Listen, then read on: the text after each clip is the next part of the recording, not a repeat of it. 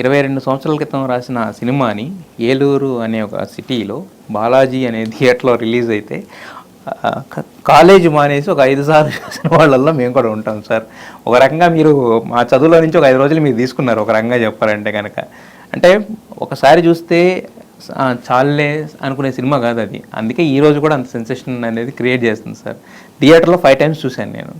So ఆ రోజు అది కలెక్ట్ చేసిన కలెక్షన్స్లో నాయి కూడా చాలా బాగానే ఉన్నాయి బేసిక్గా.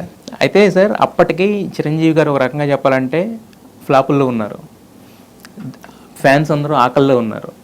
ఎప్పుడు మళ్ళీ ఆ మెగా స్టార్ అనే చైరు, ఆ నెంబర్ 1 అనే చైరు, ఆ రేస్ ఎప్పుడు జరుగుతూ, అంటే హీరోల మధ్య ఉండకపోయినా ఫ్యాన్స్ మధ్య ఉంటుంది కాబట్టి చాలా ఆకలితో ఉన్నారు. మీ మీద చాలా నమ్మకంతో కూడా ఉన్నారు అప్పటికి, ఎందుకంటే మీరు ఇచ్చిన బ్లాక్ బస్టర్స్ చూసి.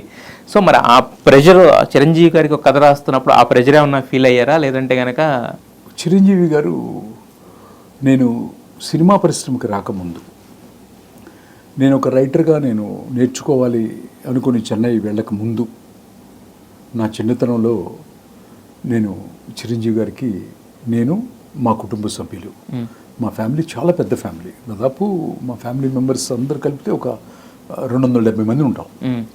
ఈ 270 మందిని కూడా చిరంజీవి గారికి అభిమానులు. సో ఒక అభిమాని ఆ అభిమాన నటుడికి అవకాశం వచ్చినప్పుడు ఎలా రాస్తాడు అంటే, దాన్ని మీరు ఎలా రాస్తాడు అనే దానికి సమాధానమే ఇంద్ర. That's all. అంతకంటే నేను ఇంకేం చెప్పను. ఎలా రాస్తాను, ఎలా రాశాను అనే దానికి సమాధానమే ఇంద్ర, అంతే. దట్ ఈస్ ద ఒక అభిమాన నటుడికి. సో దట్టు నాకు అప్పటికి 29 years. సో నా కొడుకు ఇప్పుడు న్యూయార్క్లో ఉన్నాడు.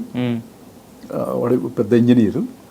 వాడి కింద ఒక 35 మంది ఇంజనీర్స్ పనిచేస్తున్నారు, సివిల్ ఇంజనీర్స్. ఓకే. వాడు ఒక డ్యామ్ వర్క్లో ఉన్నాడు ఇప్పుడు న్యూయార్క్లో. సో వాడు 26 years ఓల్డ్ బాయ్. అప్పటికి పుట్టేసాడు. వాడికి చిరంజీవి అని పేరు పెట్టుకున్నాను. నా కొడుక్కి చిరంజీవి అని పేరు పెట్టుకున్నా. నేను నాకు ఇష్టమైనటువంటి నటుడికి నేను ఎలా రాస్తే బాగుంటుందో అనేది నేను రాసిన ప్రతి అక్షరంలో, ప్రతి సన్నివేశంలో చెప్పబడింది అని నేను అనుకుంటున్నాను. అది మేము